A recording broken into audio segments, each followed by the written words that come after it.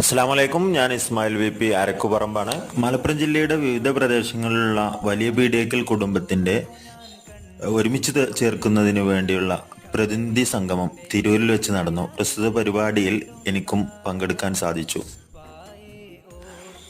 വിവിധ പ്രദേശങ്ങളിലുള്ള വലിയ പീഡിയക്കൽ ഫാമിലിയുടെ പ്രതിനിധികൾ പരിപാടിയിൽ പങ്കെടുത്തു.